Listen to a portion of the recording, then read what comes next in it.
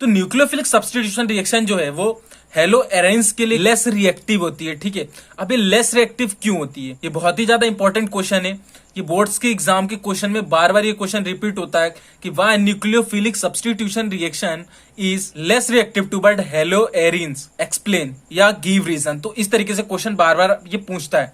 तो सबसे पहले हमारा रीजन क्या है, रेजोनेंस इफेक्ट, ठीक है। अब रेजोनेंस के बारे में आप 11th में पढ़ चुके हैं, ठीक है। तो यहाँ पे इजी है बिल्कुल, आप समझिए किस तरीके से। ये हमारा क्या है, बेंजीन बना हुआ है, ठीक है। तो बेंजीन के ऊपर देखिए Cl लगा हुआ है और Cl पे क्या है, ये हमारे एटम्स है, ठीक है।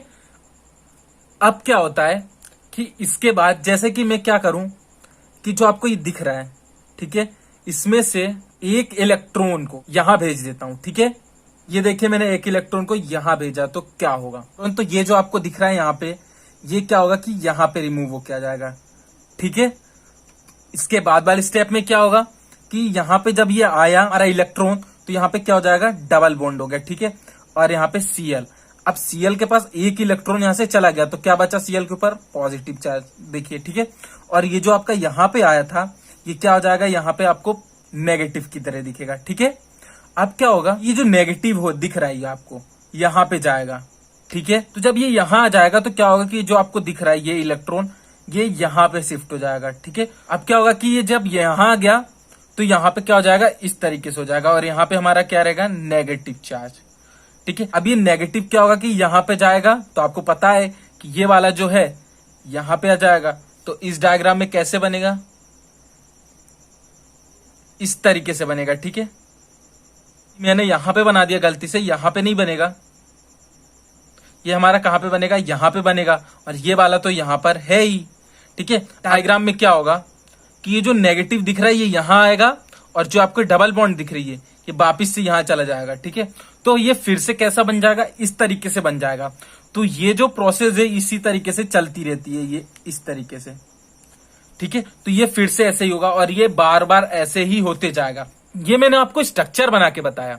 अब मैं आपको इसका रीजन बताता हूं कि क्यों रेजोनेंस इफेक्ट के कारण क्या होता है कि हमारा न्यूक्लियोफिलिक सब्स्टिट्यूशन की तरफ लेस रिएक्टिव रहता है हेलो एरेंस। तो ऐसा इसलिए होता है क्योंकि जो आपको ये Cl दिख रहा है, ये Cl क्या है कि डबल बॉन्ड से अटैच है इस बेंजीन से। तो जब कोई कंपाउंड किसी भी चीज से डबल बॉन्ड से अटैच होता है तो वो ज्यादा फोर्स ऑफ अट्रैक्शन से उससे अटैच रहता है, तो उसको अलग करना मुश्किल होता है। अब मैं आपको एक एग्जांपल के थ्रू बताऊं तो किस तरीके से, ठीक है। तो जैसे कि मैंने ये देखिए हमारा एक और ये एक पेन और दो पेन लिया, ठीक है। तो पहले मैं क्या करता हूं कि एक पेन को तोड़ने की अगर कोशिश करूंगा तो ये टूट जाएगा, ठीक है। लेकिन अगर मैं दो पेन को मिलाऊं और दोनों को तोड़ने की कोशिश करूं तो थोड़ा टफ होगा इनको तोड़ना। ठीक उसी तरीके से अगर यहां सिंगल बॉन्ड होता है तो क्या होता है कि इजी होता है उसको ब्रेक करना, लेकिन यहाँ डबल बॉन्ड हो जाता है जिसके कारण क्या होता है कि रिएक्ट नहीं करता, ये आपस में टूटते ही नहीं है, ये आपस में एक दूसरे से बॉन्ड जो है टूटते ही नहीं है। तो क्या होता है कि इसकी रिएक्शन जो होती है थोड़ी टफ हो जाती करना, ठीक है।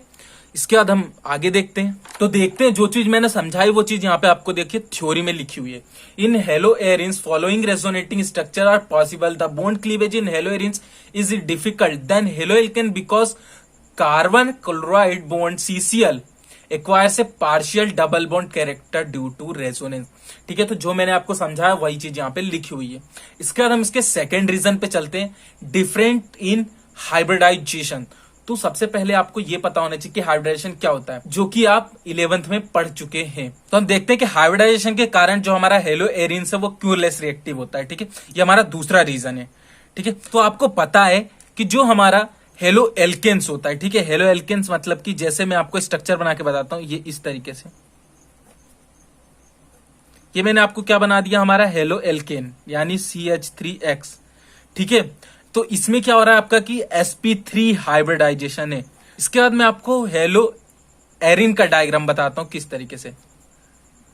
जैसे कि मैंने ये बेंजीन बनाई और इसके ऊपर मैं क्या लगा देता हूं, X, तो ये हमारा क्या हो जाएगा, sp2 हाइब्रिडाइजेशन। अब ये sp2 हाइब्रिडाइजेशन कैसे होगा, इसी तरीके से डायग्राम बना के बताता हूं कैसे।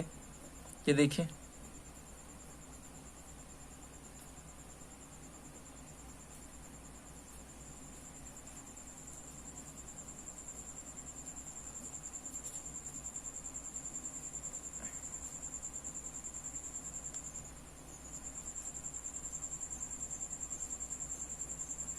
ये जो आपको दिख रहा है, ठीक है, वही डायग्राम यहाँ सेम टू सेम बना हुआ है, ठीक है, इस तरीके से ये बनाया है। इसमें sp3 हाइब्रिडाइजेशन है, इसमें sp2 हाइब्रिडाइजेशन है। तो ये हमारा क्या हो गया कि इन दोनों में हाइब्रिडाइजेशन अलग अलग होता है। अब हाइब्रिडाइजेशन से क्या इसका लेना देना है, ठीक है, तो क्या लेना देना है मैं आपको ये समझाता हूं।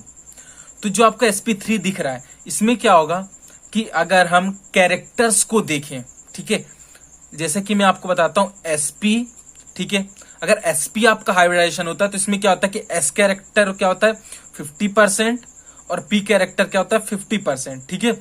अगर आपका sp2 हाइब्रिडाइजेशन हो तो क्या होता है इसमें कि आपका 33% क्या होता है sp कैरेक्टर और 66.6 के आसपास समथिंग क्या होता है हमारा p कैरेक्टर, ठीक है। अब अगर मैं sp3 की बात करूं तो क्या होगा कि sp3 में 25% हमारा क्या होगा S कैरेक्टर होगा और 75 हमारा क्या होगा P कैरेक्टर होगा। ऐसा क्यों? क्योंकि यहाँ पे देखिए S P P P, तो अगर कैरेक्टर्स करें तो 25 25 25 25 तो कितना होगा 75 और ये 25। तो ये हमारा क्या है कि इसमें 25% S कैरेक्टर होता है, इसमें 75% P कैरेक्टर होता है। अब मैंने जो आपको ये S कैरेक्टर और P कैरेक्टर बताया, तो ऐसा मैंने आपको क्यों बताया, ठीक है, तो ऐसा इसलिए बताया कि जो S कैरेक्टर होता है, S कैरेक्टर जिस कंपाउंड या जिस ऑब्जेक्ट में जिस स्ट्रक्चर में ज्यादा होता है वो उतना ज्यादा क्या होता है कि इलेक्ट्रोनेगेटिव होता है, ठीक है। अब इलेक्ट्रोनेगेटिव ज्यादा होने के कारण क्या होता है कि बॉन्ड लेंथ जो होती है, ठीक है, वो छोटी हो जाती है, क्योंकि इसको ज्यादा तेजी से अट्रैक्ट करता है तो इसकी बॉन्ड लेंथ छोटी हो जाती है। अब आपको पता है कि छोटी बॉन्ड लेंथ जो होती है उसको तोड़ना ज्यादा डिफिकल्ट है एज कंपेयर टू किसको, लॉन्ग बॉन्ड लेंथ को। फिर से मैं आपको एग्जांपल के थ्रू, ये पेन है जैसे कि आपको, तो अगर मैं इसको तोड़ू तो इजी है तोड़ना, ये जो आपको दिख रहा है, लेकिन मैं इसको तोड़ू तो ये उतना इजी नहीं है तोड़ना। मतलब कि अगर बॉन्ड लेंथ छोटी हुई है तो वो हमारा क्या हो रहा है कि टफ हो जाता है उसको तोड़ना। तो यही यहाँ पे भी वैसे ही है, यहाँ पे क्या हो रहा है कि बॉन्ड लेंथ बड़ी है, ठीक है, तो क्या हो रहा है कि इसको तोड़ना इजी है, लेकिन यहाँ बॉन्ड लेंथ क्या है छोटी है, तो उसको तोड़ना टफ है। तो रीजन यही है कि एस कैरेक्टर के कारण क्या होता है कि इलेक्ट्रोनेगेटिविटी बढ़ जाती है और इलेक्ट्रोनेगेटिव बढ़ने के कारण बॉन्ड लेंथ छोटी हो जाती है, जिसके कारण इसको डिफिकल्ट है तोड़ना, ठीक है। तो ये हमारा दूसरा रीजन। मैंने जो चीज आपको समझाई वो चीज मैंने यहाँ पे पूरी थ्योरी में लिखी है, तो आप चाहें तो अपने पेन और कॉपी को लेके उस चीज को यहाँ पे मेरे नोट से आप नोट कर सकते हैं, ठीक है।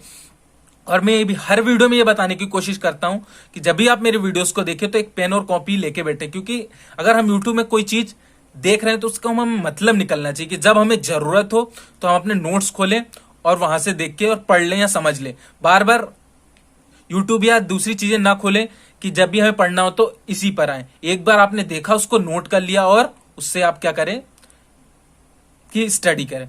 तो हम यहाँ पे आप देख लीजिए, ये लिख लीजिएगा आप, ठीक है। उसके बाद मैं क्या करता हूं कि हमारे थर्ड और आखिरी रीजन पे पढ़ते हैं, आखिरी रीजन को पढ़ते हैं कि क्यों हेलो एरिन्स जो होती हैं वो लेस रिएक्टिव होती है न्यूक्लियोफिलिक सब्स्टिट्यूशन रिएक्शन के लिए, ठीक है। तो हम देखते हैं तीसरा रीजन क्या है हमारा, रिप्लेसमेंट बाय हाइड्रोक्सिल ग्रुप। तो हम देखते हैं इससे किस तरीके से हमारा हेलो एरिन से वो लेस रिएक्टिव होता है। तो सबसे पहले मैं एक रिएक्शन आपको लिख के बताता हूं और आप डिफरेंस देखना कि क्या डिफरेंस आता है दोनों में, ठीक है। जैसे कि मैं यहाँ पे Cl लगा देता हूं और हम एक रिएक्शन लिख रहे हैं जिसमें क्या है हमारा NaOH 623 केल्विन 300 ATM प्रेशर और सेकंड क्या है हमारा H+ यानी कि एसिड, ठीक है। अब अगर इसकी हम रिएक्शन इससे करवाते तो हमारा क्या बनता है, आपको पता है कि OH बनेगा। ये क्या करेगा कि NaCl बना लेगा और यहां से यहां पे NaOH, यहां पे OH लग जाएगा, ठीक है। तो अब ये बन गया। अब यहां पे आप देखिए कि हमारा टेम्परेचर कितना लग रहा है 623 केल्विन, ठीक है, जिससे हमारा क्या हो रहा है कि हमारी एनर्जी देखिए ज्यादा लग रही है, ठीक है, और हमें इतना प्रेशर भी देना पड़ रहा है। तो ये क्या हो रहा है कि थोड़ा टफ हो रहा है। लेकिन अगर हम क्या करें कि ऐसे कंपाउंड्स को जोड़ दें, यानी इलेक्ट्रॉन विथड्रॉइंग ग्रुप, ठीक है, EWG को हम अगर इसके साथ जोड़ दें ऑर्थो और पैरा पोजीशन में, तो क्या होता है कि इसकी रिएक्टिविटी जो है बढ़ जाती है, तो इसकी रिएक्टिविटी जब बढ़ जाती है तो क्या होता है कि इजीली तरीके से हमारा OH जो है, यानी NOH में से OH जो है इसके साथ रिएक्ट करके और ये बना लेता है, और हमें इतनी टेम्परेचर और इतना प्रेशर लगाने की भी जरूरत नहीं पड़ती है। तो आगे हम रिएक्शन देखते हैं किस तरीके से। जैसे कि मैं यहाँ पे फिर से बना लेता हूं, हमारा Cl यहाँ पे लग जाएगा, और मैंने क्या किया कि पैरा पोजीशन पे NO2 लगा दिया है। तो देखिए क्या हो रहा है, 443 केल्विन पर ही हमारा क्या हो रहा है कि ये पहले NaOH के साथ रिएक्ट कर रहा है, ये देखिए, और दूसरा हमारा क्या है H+ के साथ। तो ये हमारा क्या बना ले रहा है, OH, ठीक है, और यहाँ पे NO2।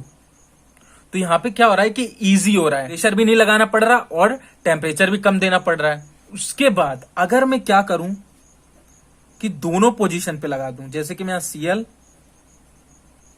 और इस तरीके से मैं यहां पे भी क्या करूं NO2 लगा दूं और यहां पे भी NO2 लगा दूं, तो इसमें क्या होता है कि और कम हमें टेम्परेचर देने की जरूरत पड़ती है। ठीक है, ये हमारा NaOH के साथ रिएक्शन हो गया। अब यहाँ पे टेम्परेचर देखिए 368 केल्विन, ठीक है, और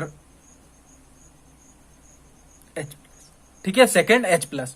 तो कितना कम टेम्परेचर देने की पड़ रही, मतलब 368, मतलब कि ओनली 95 डिग्री सेंटीग्रेड में ये क्या हो रहा है कि हमारी ये रिएक्शन हो जा रही है, लेकिन यहाँ टेम्परेचर बहुत ज्यादा देना पड़ रहा है, यहाँ पे भी, यहाँ प्रेशर भी देना पड़ रहा है। तो यहाँ पे क्या बन जाएगा आपको पता ही है, इसी की तरह बन जाएगा, ऊपर OH, NO2, NO2, ठीक है, इस तरीके से हमारा हो जाएगा। तो आई होप आपके समझ में आया होगा। आज की वीडियो को हम यहीं खत्म करते हैं, और इसके आगे की वीडियो की लिंक जो है डिस्क्रिप्शन में है, तो वहां जाइए और वहां से मेरी वीडियोस तक पहुंच सकते हैं। और अगर आपको वीडियो अच्छा लगा तो वीडियो को लाइक कर दीजिए और कमेंट करके बताइए कि और कौन कौन से टॉपिक पे आपके 12th से वीडियो चाहिए, तो मैं उस वीडियो को बनाने की कोशिश करूंगा। ठीक है, मेक इजी लर्न इजी।